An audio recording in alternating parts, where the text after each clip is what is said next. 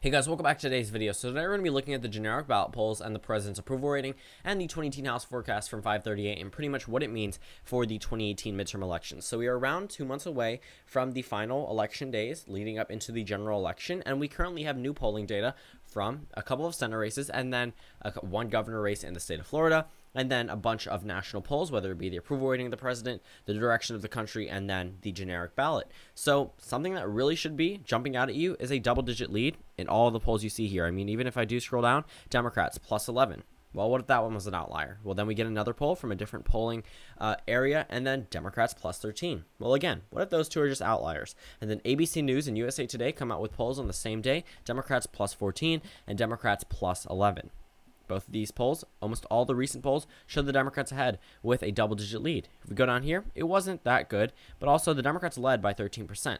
But something definitely did change in the past few days. In terms of the president's disapproval rating, well, disapprove plus 20, disapprove plus 15, disapprove plus 12, disapprove plus 8. So it's not too bad for the president in terms of where Republicans are standing nationwide, but his approval rating has pretty much dropped, and it's pretty much correlated with what we see on the generic ballot poll. The disapprove went up, the approve went down. Same thing we see here for the Democrats. The GOP went down, pretty much leveled off at 39%, and the Democrats just went up from there because where the Republicans were at 39% before, and the Democrats at a 8% lead, now up to a 9.5% lead. The Republicans stayed around the same, but the Democrats were able to gain in voters. And also, if we look at FiveThirtyEight, this is a model that I pretty much trust 100%.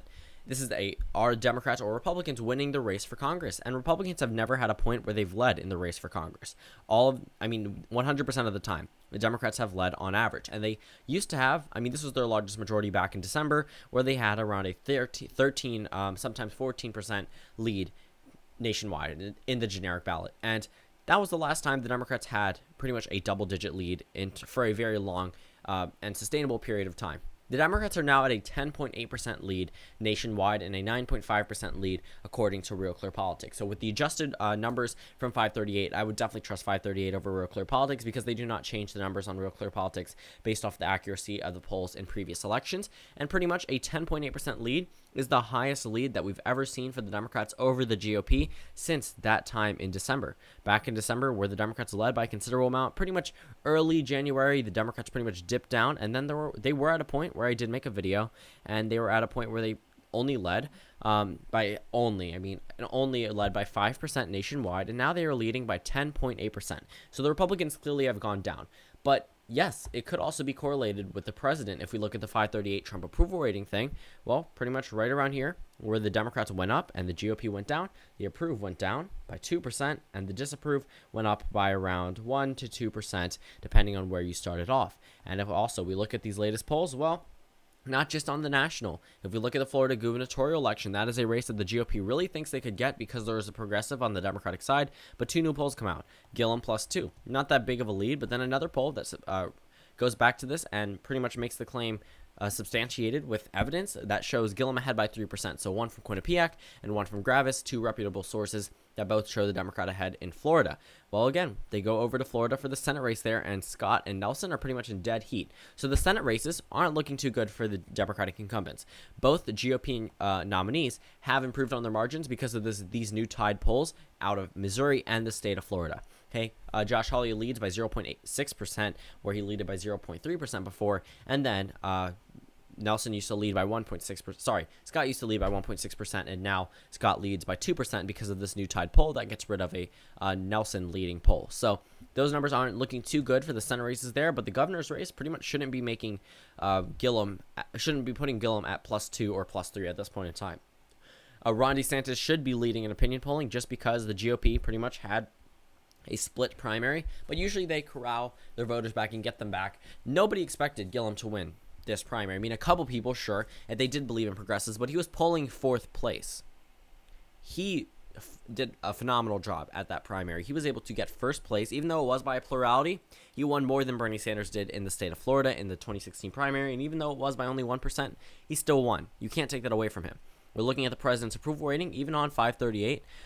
Still, it isn't looking like too bad. Still, a 41% approval rating is higher than most of his presidency, to be completely honest with you. It was around 37% at a point. I believe it was 36% maybe not, maybe just right on that 37% mark, but that was his lowest point in the presidency. But now, right where the GOP goes down and the Democrats go up, you see those curves there, and then you see the same exact thing here, just with the Republicans leveling off in terms of support, and then the Democrats gaining in support. So again, the time that occurred before, and the pretty much largest,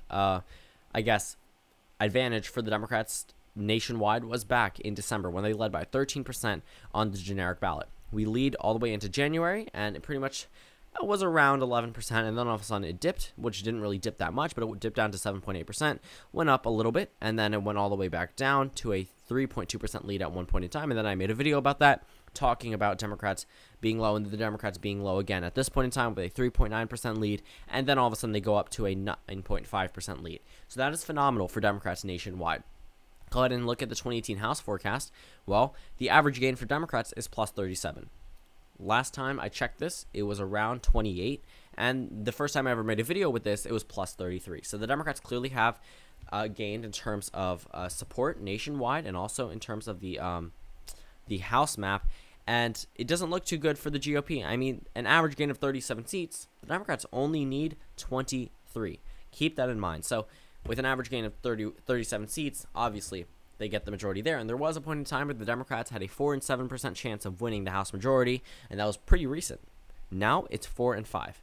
So right now it's at an 80%, 80% possibility for a House pickup by the Democrats, but at a point it was 4 and 7, which is a 57% chance for the Democrats. So go over to Light, which pretty much is just based off national polls, which showed the Democrats still an average gain of 33 seats, which means that they still take back the majority. The Classic shows the Democrats ahead by 37 seats, and then the Deluxe is down to 34, but still not good numbers for the GOP when the Democrats truly only need 23 seats, and they're all over 30 in all of the polls and all of the forecasts from 538. So these new generic ballot poll numbers are not good for the GOP whatsoever. Today I'm going to be also analyzing the new House and Senate maps in a separate video, just talking about them in general, but these new polling numbers are not too good for the GOP, and it's going to be very hard for them to recover, because they could recover from back in December, but now that we're around 2 months away from the general election, it's going to be very hard for Democrats to drop unless something drastic happens, such as October surprises